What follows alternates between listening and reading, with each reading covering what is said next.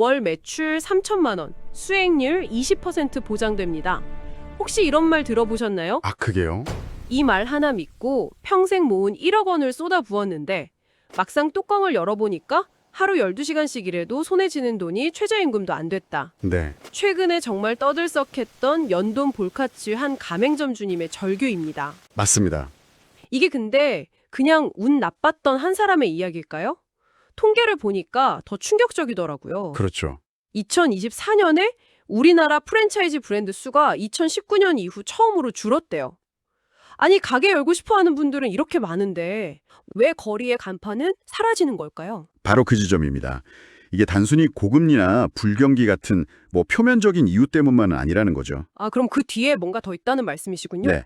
그래서 오늘 저희는 이 프랜차이즈 본사의 탐욕이 설계한 그 계약서 속 숨겨진 덫들을 한번 샅샅이 파헤쳐보려고 합니다. 사장님이라는 이름 뒤에 가려진 36만 가맹점주들의 현실. 당신의 자산을 지키기 위한 생존 가이드가 되겠네요. 맞습니다. 그리고 시작부터 짚고 넘어가야 할 게 이건 그냥 몇몇 악덕 본사의 문제가 아니라는 겁니다. 산업의 구조적인 문제다. 그렇죠. 한국 프랜차이즈 산업의 수익 구조 자체가 만들어낸 어쩌면 좀 예견된 결과일 수 있습니다.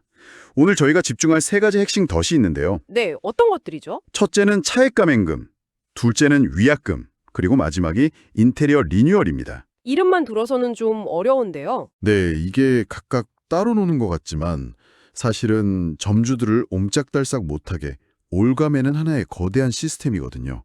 그 교묘한 메커니즘을 지금부터 하나씩 들여다보겠습니다. 알겠습니다. 그럼 그 첫 번째 덫, 이름도 생소한 차액 가맹금, 이거부터 한번 파헤쳐보죠. 솔직히 대부분 본사가 가맹비나 매달 받는 로열티로 돈 번다고 생각하잖아요. 다들 그렇게 알고 있죠? 근데 진짜 돈 버는 곳은 다른 데 있다고요. 바로 그렇습니다. 본사의 진짜 현금이 줄기는요, 점주들이 매일 쓰는 필수 물품에 숨어 있습니다. 필수 물품이요? 네. 자, 아주 구체적으로 상상을 한번 해보죠. 당신이 치킨집 사장님이에요. 튀김용 식용유가 필요하겠죠. 네, 당연하죠. 마트에 가면 10,000원에 살 수 있어요. 근데 본사가 우리 브랜드 맛을 유지하려면 반드시 본사 공급 식용유를 써야 한다 면서 이걸 15,000원에 파는 겁니다. 아, 점주는 거부할 수가 없죠. 계약이니까요. 이때 발생하는 5,000원의 차익, 이게 바로 차액 가맹금입니다. 와, 본질적으로는 그냥 통행세 같은 거네요. 정확합니다. 숨겨진 통행세인 셈이죠. 잠깐만요. 근데 그건 좀 이상한데요. 물론 브랜드 맛을 지키는 핵심 소스나 파우더 이런 건 이해가 가요. 네, 근데 식용유처럼 어디서나 구할 수 있는 것까지요? 본사에서는 우리가 대량으로 사니까 더 쌀 수도 있고 품질 유지를 위해 어쩔 수 없다 이렇게 말하지 않을까요? 아주 좋은 지적입니다. 그리고 본사들이 가장 흔하게 내세우는 논리죠. 그쵸. 하지만 그 실상을 보면 그 주장이 얼마나 허약한지 알 수 있습니다. 문제가 식용유뿐만이 아니거든요. 냅킨, 물티슈, 젓가락, 심지어 주방세제까지 필수 물품에 올려놓고 시중가보다 20에서 30% 비싸게 파는 경우가 허다합니다. 아니, 냅킨 브랜드가 바뀐다고 치킨 맛이 달라지는 거 아니잖아요. 바로 그겁니다. 이건 품질 유지가 아니라 사실상 폭리죠. 그리고 이 문제가 법정까지 가서 명암이 갈린 아주 중요한 사례가 있습니다. 아, 그게 바로 아까 소스에 언급됐던 한국 피자헛이랑 BHC 치킨 사례군요. 맞습니다. 두 사건의 결말이 완전히 달랐다는 게 중요해요. 먼저 한국 피자헛은 계약서에 명시도 없이 그냥 관행적으로 차액 가맹금을 떼왔습니다. 네. 법원은 이걸 부당 이득으로 보고 무려 210억 원을 돌려주라고 판결했어요. 점주들의 완벽한 승리였죠. 와, 210억 원이요? 그런데 BHC 치킨은 상황이 좀 다를 수 있다는 전망이 나옵니다. 왜냐, BHC는 계약서에 본사는 원부자재의 유통마진을 부과할 수 있다, 이 문구를 넣어뒀거든요. 와, 정말 소름이 돋네요. 결국 우리 마진 붙입니다. 이 한 줄이 있냐 없냐에 따라 수백억 판결이 뒤바뀌는 거군요. 그렇습니다. 그래서 계약서 검토가 정말 생명줄과 같다는 겁니다.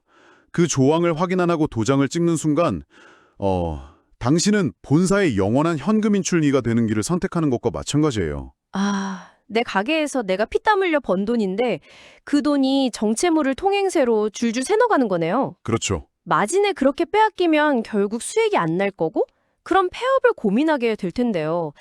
근데 소스를 보니까 그만두고 싶어도 못 그만두게 하는 더 무서운 장치가 있다면서요? 바로 두 번째 덫, 죽음의 위약금 트랩입니다. 위약금 트랩이요? 네. 일단 법적으로는 최소한의 보호장치는 있어요. 공정거래법상 본사가 계약을 해지하려면 최소 2개월 유예기간을 주고 2번 이상 서면으로 통지를 해야 합니다. 시정할 기회를 주는 거죠. 네. 하지만 대부분의 본사들은 이 절차를 밟지 않습니다. 계약서 구석에 숨겨둔 독소 조항을 활용하죠. 어떤 조항인데요? 이런 식입니다. 가맹점주가 SNS나 언론 인터뷰로 본사의 명예를 훼손하거나 영업 방침을 따르지 않으면 즉시 계약을 해지할 수 있다. 명예훼손, 영업방침. 단어가 너무 애매하고 포괄적인데요. 바로 그게 핵심입니다. 이게 얼마나 무서운 무기가 되는지 실제 사례를 보면요. 몇몇 점주들이 단체 채팅방에서 원재료 가격 인상에 대해 불만을 토로했어요. 본사 너무한다 이런 식이었죠. 네. 근데 누군가 그걸 캡처해서 본사에 제보했고 며칠 뒤에 그분들은 브랜드 명예훼손으로 즉시 계약 해지 통보서를 받았습니다. 아니, 개인적인 채팅방에서 한 이야기로 가게 문을 닫게 할 수 있다고요? 심지어 본사 주최 행사에 몇 번 불참했다고 영업방침 위반으로 계약 해지된 사례도 있습니다. 이건 거의 뭐 사상검증 수준인데요. 바로 그 점이 이 트랩의 무서움이죠. 그리고 계약 해지 통보와 함께 날아오는 게 바로 수천만 원, 수억 원짜리 위약금 고지서입니다. 위약금이요? 네. 근데 그 내용이 더 기가 막힙니다. 단순히 계약 파기 벌금이 아니에요. 아직 남은 계약 기간, 예를 들어 3년이 남았다면 그 3년 동안 본사가 당신 가게에서 벌었을 기대 수익까지 전부 배상하라는 겁니다. 잠깐만요. 그건 논리적으로 말이 안 되잖아요. 장사가 안 돼서 문 닫으려는 사람한테 앞으로 장사가 잘 될 거라는 가정하에 미래 수익까지 내놓으라니요. 정확합니다. 그게 바로 이 트랩의 모순이자 잔인함입니다. 이미 빚더미에 앉아 있는데 이걸 벗어나려고 더 큰 빚을 내서 위약금을 물어야 하는 상황. 와, 울며 겨자 먹기로 가게를 계속하든 더 큰 빚을 지고 폐업하든 점주는 어떤 선택을 해도 지옥으로 떨어지는 구조인 거죠. 정말 옴짝달싹 못하게 만드는군요. 그런데 여기서 끝이 아니라고요?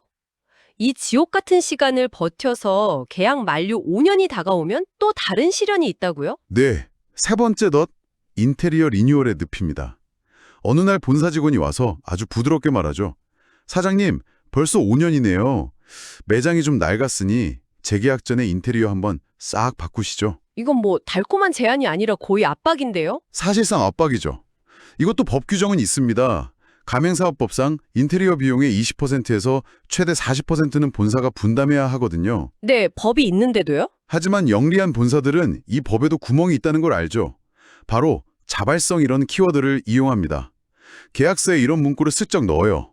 점주의 자발적 의사에 의한 리뉴얼은 점주가 전액 부담한다. 아, 그리고 재계약을 미끼로 자발적으로 리뉴얼 요청서에 도장을 찍게 만드는 거군요. 정확합니다. 근데 진짜 문제는 그 다음이에요. 공사는 반드시 본사가 지정한 업체랑 해야 한다는 조항에 따라붙습니다. 지정 업체요? 네. 소스에 나온 예를 보면 점주가 개인적으로 알아본 업체는 평당 200만 원에 가능하다고 했어요. 그런데 본사 지정 업체는 똑같은 공사에 평당 400만 원을 부릅니다. 딱 2배죠. 그 차액 200만 원은 대체 어디로 가는 걸까요? 설마? 뭐 굳이 말하지 않아도 짐작이 가실 겁니다. 그 차액 일부가 본사로 흘러들어갈 가능성을 배제할 수 없죠. 결국 점주는 또 수천만 원의 빚을 또 안고서야 5년짜리 계약을 연장받게 되는 완벽한 악순환의 고리에 갇히는 겁니다. 듣다 보니까 정말 화가 나면서도 한편으론 근본적인 질문이 생기네요. 도대체 왜 유독 한국 프랜차이즈 본사들은 이렇게까지 가혹하게 점주들을 쥐어짜는 걸까요? 바로 그 지점이 이 문제의 가장 핵심입니다. 이건 개별 본사의 도덕성 문제가 아니라 대한민국 프랜차이즈 산업의 기형적인 수익 구조 때문입니다. 구조의 문제다. 네, 해외 사례랑 비교하면 명확해요. 미국이나 일본은 대부분 로열티 기반입니다. 가맹점 월 매출의 몇 %를 본사가 가져가는 식이죠.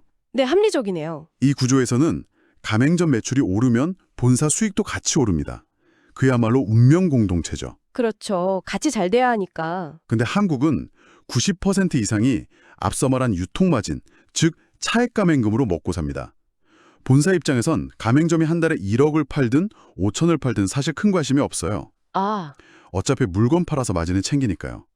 그들의 관심사는 어떻게 하면 가게를 더 많이 열게 해서 초기 가맹비랑 인테리어 비용을 챙기고 더 많은 곳에 비싼 물건을 팔까, 여기에 맞춰져 있는 겁니다. 아, 이제야 퍼즐이 맞춰지네요. 그럼 본사 입장에서는 한 가맹점이 오래 살아남는 것보다 적당히 망하고 새로운 사람이 들어와서 또 인테리어 공사하고 물건 사주는 게 더 이득일 수도 있다는 말이네요. 소스가 지적하는 가장 잔인하고 불편한 현실이 바로 그것입니다. 와, 이게 바로 서두에 말한 브랜드 수는 주는데 신규 가맹점 수는 느는 기이한 현상의 핵심 열쇠입니다. 자영업 폐업률은 역대 최고인데 대형 프랜차이즈 본사 영업이익은 견고해요. 누군가의 실패가 다른 누군가에겐 성공 방정식이 되고 있다는 뜻이죠. 결국 이건 윈윈 게임이 아니라 제로섬 게임에 가깝다는 분석이네요. 그렇습니다. 정말 암울한데요. 그럼 이런 거대한 구조 앞에서 개인 창업자는 그냥 당하고만 있어야 합니까? 이 호랑이 굴에서 살아남을 방법은 정말 없나요? 아닙니다. 방법은 있습니다. 그리고 생각보다 간단할 수 있어요. 계약서에 도장 찍기 전 딱 3가지만 확인하면 앞으로의 10년 운명을 바꿀 수 있습니다. 네, 정말 중요한 부분이겠네요. 첫째, 본사가 주는 화려한 팸플렛은 그냥 쓰레기통에 버리십시오. 대신 공정거래위원회 가맹사업거래 홈페이지에서 관심 있는 브랜드의 정보공개서를 반드시 다운로드해야 합니다. 정보 공개서요? 그거 너무 두껍고 어렵지 않나요? 다른 건 다 놓쳐도 좋은데 딱 하나, 가맹점 사업자의 부담 파트에서 물품 대금 관련해서 본사가 유통마진을 붙일 수 있다는 식의 독소 조항이 있는지 눈에 불을 켜고 확인해야 합니다. 아, 그 한 줄이요? 네. 그리고 인근 가맹점 현황 문서도 요청해서 최소 10곳의 사장님들을 직접 만나봐야 합니다. 본사가 사장님들이 바빠서 만나기 어렵다고 하면 그건 100% 뭔가 숨기는 게 있다는 신호입니다. 현장에 가서 사장님들을 만나면 뭘 물어봐야 핵심 정보를 얻을 수 있을까요? 제가 3가지 필살 질문을 알려드리죠. 첫째, 광고 매출 말고 밭대고 통장에 실제로 찍히는 순수익이 얼마세요? 둘째, 장사 안 될 때 본사가 실질적인 도움을 준 적이 있나요? 그리고 마지막, 다시 계약하시겠어요? 와, 정말 현실적인 질문들이네요. 이 3가지 답을 들어보면 진실을 알게 될 겁니다. 알겠습니다. 정보 공개서 확인과 현장 실사, 이게 첫 번째 방패군요. 그럼 두 번째는요? 둘째, 필수 물품 리스트를 낱낱이 쪼개봐야 합니다. 계약 전에 목록 전체를 달라고 하세요. 그리고 상식적으로 판단하는 겁니다. 냅킨, 젓가락, 세제까지 목록에 있다? 그 브랜드는 그냥 걸으세요. 명쾌하네요. 이거 마트에서 사면 안 되나요? 물었을 때 품질 통일성 때문에 안 됩니다. 라는 답변이 돌아온다? 그건 당신 주머니를 털 준비가 다 됐다는 신호입니다. 알겠습니다. 마지막 세 번째 방법은 뭔가요? 본사가 표준 계약서라 못 바꾼다고 하면 사실 끝 아닌가요? 바로 그 지점에서 적극적으로 특약사항을 요구해야 합니다. 본사가 말하는 표준은 본사에게 유리한 표준일 뿐이거든요. 아, 당신만의 방패 조항을 직접 만들어야 합니다. 딱 2문장만 요구하세요. 첫째, 본사의 귀책 사유로 계약 해지 시 위약금은 면제한다. 둘째, 인테리어 공사는 법에 따른 본사의 비용 분담 의무를 준수한다. 만약 본사가 이 요구를 거부한다면요? 뒤도 돌아보지 말고 그 자리에서 나오십시오. 그 거절이야말로 우리는 당신과 상생할 생각이 없다는 가장 확실한 증거입니다. 오늘 정말 중요한 이야기들을 나눴네요. 프랜차이즈는 검증된 성공을 복제해야 한다는 아주 매력적인 사업 모델이죠. 하지만 오늘 보니 준비 없는 계약은 예견된 실패를 복제하는 지름길일 뿐이네요. 맞습니다. 본사는 파트너지만 때로는 가장 경계해야 할 상대일 수 있다는 점 잊지 말아야겠습니다. 당신의 땀과 눈물이 담긴 그 소중한 돈을 지키는 건 본사의 선의가 아니라 당신이 꼼꼼히 읽은 계약서 단 한 줄에 달려 있습니다. 오늘 우리는 계약서의 함정을 피하는 법을 이야기했습니다. 하지만 마지막으로 조금 더 근본적인 질문을 던지고 싶습니다. 한번 생각해 보시죠. 당신이 거액을 주고 사는 그 성공 공식 자체가 당신의 성공보다 어쩌면 당신의 실패에서 본사가 더 큰 이익을 얻도록 설계되어 있다면 과연 그걸 진정한 의미의 파트너십이라고 부를 수 있을까요? 이것이 오늘 우리가 마주한 한국 프랜차이즈 산업의 가장 불편한 진실일지도 모릅니다.